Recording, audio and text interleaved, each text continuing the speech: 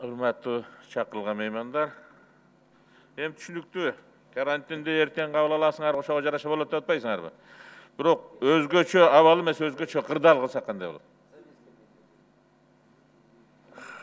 Анда Шунакыныч демеси эффекти азыраак болуп, биз азыр мына карантинге жаап, анан жанагы тосуп отурган оорулардын баарын аныкталдык да, ошолорго контакттарды. Өзгөчө кырдаал киргизсек, алардын bir ограничение койгонго укугу жок болуп калат да. Ограничение кое албай калат. Ошон үчүн тарап кетиш коркунуч болот орун. Түшүнүктүү. Дагы бир маселени тактап коюш керек болуп атат. Жана Каныбек Капеш да айтпады, биздин айылдыкы мына 1 айдан бери чыкпай атат деп. Ошондой маселени мен башка региондордон угуп атам. Мына көлдөн өткөндө айтышкан, бүгүн нарындан айтып атышат, эмгиче ала элек журналисттердин алып кеткенде мына 2 жума болду, 5 жума болду деп. Тактап айтып коелочу, канча киши бар дагы чыга элек анализдер. Андай болгон, башында жана айткандай реагенттер жетишпеген үчүн башында бир 11 миңге жакын анализ, Шунакыныч 11 миңге жакын анализ холодильникте замороженный туруп калган. Ошондой болду да, негизи реагент жетишпегендигинен. Анан азыр анын бардыгын 25 миңдей анализдин бардыгын алып бүтүрдүк. Баары бүттү. 9 лабораторияда 13 комплект оборудование иштеди. Gününe bir sutkada 3 menен 1400 анализге чейин күнүнө анализ чыгарып атышты. Иши кылса бир топ аябай чоң ишти жасады биздин медициналык кызматкерлер. Азыр бүгүнкү күндө түшкөн анализди күндө чыгарууга мүмкүнчүлүк болот. Азыр мурункудан калып калган анализ жок. Эгерде кимге жетпей аткан болсо анализдин результаты, значит ал кишилердики экинчи жолу алууга, экинчи жолу анализ чыгарууга мажбур болуп атышат, же болбосо алардыкы отрицательный чыкканда. Убакыт жетишпей атат да, бардыгына жеткириш 25 миң адамга жеткиришчи. Түшүнүктүү. Положительный болсо сөзсүз түрдө ал кишини таап алып келип түнү менен жатып алат. Түшүнүктүү. Эми конкрет суроолорго өтөйүнчү. Мына Россия менен 28 миң тоннага келишим түздүк деп атпайсыңарбы? Канчадан түздүңөр?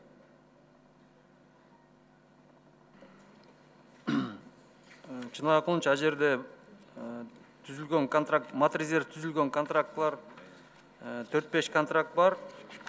Баасы ар кандай 218ден 250 долларга чейин. Доставкасы DAF луговой, анан кара суу DAF. Жок, булардын баары эми чек арага чейин да. Луговойго чейин да. Луговой же кээ бир арзандыраак баалар 218, 225, 238 деген бул DAF луговой, андан уже өйдөрөөк 240, 248 деген баалар бул тиги түштүккө бара турган. Бирок баары келгенден кийин растамочка алып, энди салынгандан кийин үстүнө кошулат деген кеп да, туурабы? Билебесем канча чыгым болор. Мен муну бекер сурап аткан жокмун.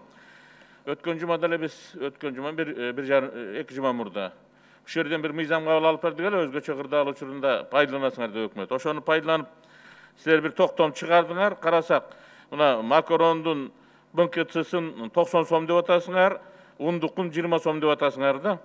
Ошол эле мезгилде айтып атасыз, мына 250 доллардан келишим түздү. 250 доллардан бүгүнкү курс менен салып көрсөңүз, мен 85-ни айтпай эле коеюн, бүгүнкү курс менен 20 сом болот. Кантип анан кийин буларды момундай МКЦ коюп атасыңар, мен түшүнбөй атам да. Муну ким, кайсы акылдуу киши эсептеп чыгарып атат? 90 сом макарон коюп атасыңар. Аны элге жеткенде канча сом болот билесиңерби? Унга болуп тур 20 сом койдуңар. Буудайдын баасы да 20 сом болуп атат. Мына азыркы эле силер айткан курс боюнча. Кандай болот бул? Уруксат этсеңиз, бул суроого антимонополия орган жетекчиси бул жерде жооп берип койсо. Жооп берсин. Саламатсыздарбы, урматтуу депутаттар. Унга болгон МКЦ ушул баа буга чейин коюлган болчу, бул өзгөчө абал кире да. Азыр ушул мукамолдордун ассоциациясы бизге кайрылуу болгон, азыр жакын күндөрдө биз кайрайбыз ал унга болгон бааны. Кече эле чыгарбадыңарбы силер? Кече чыгарганда 90 сом макаронго коюп атасыңар. Макаронго? Өкмөт өзү 30 сом 50 тыйын, оптом мукамолдор 30 сом 50 тыйындан өйдө сатпаш керек деп унга коюп атат. Анткени себеби анда силер таап берген баада. Силер бир өндүрүшчү менен сүйлөшпөй туруп эле өзүңөр ойлоп таап эле коюп атасыңар бааларды. Biz bunu Sizler kimden kızıkçılığını oynayıp otasınlar? Bugünkü günde ben bilem, buna bari sizler jakşı bilesiz. Kırgızstan da sayasat, ekonomika, şu kontrabandaga bagıttалган sayasat bolgan. Oşo menen gün görüp kelgen. Oşo menen dali gün görөбүз деген sayasat болуп атат да. Аны менен алыска бара албай турганыңызды көрүп атпайсызбы? Азыркы күндө көрүп атабыз да баарыбыз. Мына өкмөт көрүп атасыңар силер. Ошон үчүн жалдырап атасыңар. Мурда иштеп аткан Кыргызстандагы өндүрүштөр 2 эсе эмес, 5 эсе түшүп кеткенин көрдүңөр. Ошончо киши ишсиз калганын көрдүңөр. Дале өзүңөр өкмөт мен жакшы билем, өткөн жума деле контрабандистке жалдырып атасыңар. Контрабандисттер чогултуп алып, айланайындар контрабанда алып келип бергиле деп. Баягы эле саясат өзгөргөн жок саясатыңар. Аларга жалынып атасыңар, бирок 1000 жалынгыла контрабандага мүмкүнчүлүк болсо силердин жалынбасаңар да алып келет алар. Силер жалынбасаңар да алып келет. Берчиңерди берет. Маселе анда эмес. Маселе кошун өлкөлөрдүн өкмөттөрдүн саясаты келип силерди жаргата коюп койду. Ошон үчүн силер баягы эле кайра келип өзүнүн өндүрүштөргө күч кылып атасыңар да.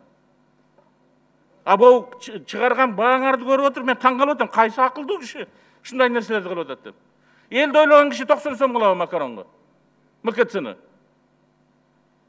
Элди ойлогон киши МКЦны 90 сом кылбайт? Бул эми азыр Реалдуу бир негизден келип чыгыш керек да. Bir реалдуу негизден келип чыгыш керек.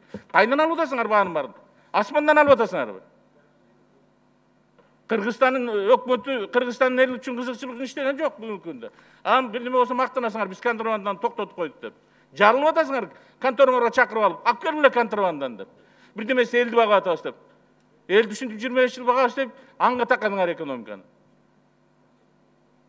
Аңга алып барып сал түртүп үйдүңөр да анан кийин элди багып атабыз дейсиңер. Мындай саясат менен экономика оңолбойт. Бир эле нерсени айтып атам, ушундай дагы токтом чыгарарды ойлонбойсуңарбы? Эркин Шамсутдинович, Кубатбек Айылчиевич, өкмөт токтом чыгарып атканда бир ойлоносуңарбы? Же жөн эле чыгара бересиңерби?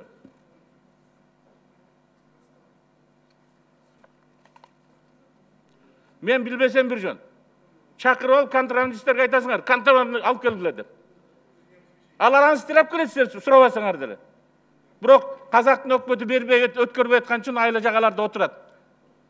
А силер биякта тамашалап элдин тагдырын тамаша кылып атасыңар. Өндүрүштү өлтүрүп атасыңар. Бир аз өндүрүшчүлөрдөн да сурап койгула бир нерселер. Бааларды коёрдо, бааларды тактаганда, МКЦны койгондо, же башка нерсени меткенде кандай болот деп. Канча кап келип атасыңар деп. Мына жакшы билесиңер өкмөт. 2 жума бир банк доллар сатпай, ошо өндүрүшчүлөр доллар ала албай, сырый алып келе албай отурушту го жалдырап. 85ке чыккандан кийин сатышты банктын баары тең. Же аны билбейсиңерби? Жакшы билесиңер аны дагы. Ошон үчүн биринчи кезекте силер экономиканы ойлосоңор, анда азыр бүгүнкү күндө баягы күнүмдүк менен жашап аткан маселени токтотуп, бир аз алысыраакка карап, алысыраактан ойлонуп иш кылгыла да. Мен айтып аткан сөздүн баарынын артында факты бар экенин жакшы билесиңер өкмөт. Мен ар бириңерге жибердим. Маалымат жибердим. Ким эмне деп, кайсы өкмөттүн мүчөсү кандай саясат жүргүзүп аткандан бери. Чара көргүлө да. Туура саясат жүргүзгүлө да. Калп эле буяка элге чыкканда элди ойлогон киши болбогула да. Андай болбойт. Антиэкономиканы жылдыра албайбыз. Антиэкономиканы анга түртөбүз. Анан бизге сабакты кошун өлкөлөрдүн өкмөттөрү анан кийин жакшынакай кылып өткөрүп коюп атат. Бүгүнкү күндө баарыбыз мен кыйратып айтпайлы, бу киши да айтып атпайбы, ундар турат. Эмне үчүн аларды кыйнап атат? Алар алып келген баасына кошуп сатам десе 180, 1800, 1650, 1700ден ылдый жок аларды сатайын. Эгер да расмий эмес алып келгенде дагы. Мурдагы контрабандаларды саталы десе. Азыр ошон үчүн уну алып келе албайт. Анткени казактын өкмөтү бизге un бергенге да, буğday бергенге да уруксат берди. Бирок айтты. Өндүрүшчүлөрүн чакырып алып дагы, зернотрейдерлерин чакырып алып дагы айтты. Эгерде сырткы рынокко товар чыгарсаңар, анда ички рынокко ошол канча процент чыгарганыңардын 30%-ин биз койгон баадан өйдө сатпайсыңар деп. Ошон үчүн казактар бүгүнкү күндө же бизге асмандын башы менен буğday un берип атышат, сунуш кылып атышат. Же болбосо эчтеке бербей атышат. Анткени алардын дагы өндүрүшчүлөрү өздөрүн ойлоп атышат. Зернотрейдерлери, буğday трейдерлери өздөрүн ойлоп атышат. Ошон үчүн аяктагы кырдаал ошонткен үчүн биз оруско бардык. Мына орустар деле ошол эле мен айткан бааны айтып атпайбы? 250ден ылдый айткан жок. 220 доллар ал курсуңа эртең өзүп кетсе, эртең эле 250ден ашат. Анан кийин силер кимди кыйнап атасыңар? Баягы эле ата мекендик өндүрүшчүлөрдү кыйнап атасыңар. АКСты жибересиңер, Финполду жибересиңер. Алар эмне кылат? Алар эмне кылат? Рахмат. Салыкты жибересиңер. Эми муну айтып коюш керек. Анткени себеби бүгүнкү күндө Өкмөт өздөрүн ак көргөзүш үчүн крайне кылып кимди айтып атышат? Ишкерлерди крайне кылып атышат. Ошолорду көргөз, ушулар силердин тагдырларыңар менен ойноп атат деген сөздү ошол жака буруп коюп отуруп атышат да.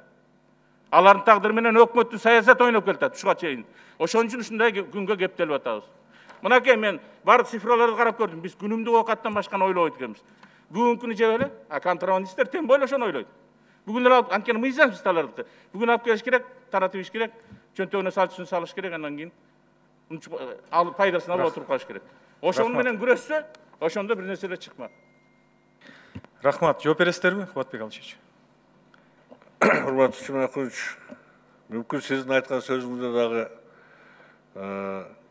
төркүнү болушу мүмкүн. Бирок биринчи кезекте бүгүнкү күндө өкмөт жөнөкөй кыйналып турган элдин катмарын ойлоп атабыз. Ошондуктан жанагы баага ограничение, баага маселелерди коюуга биз аргасыз болуп атабыз.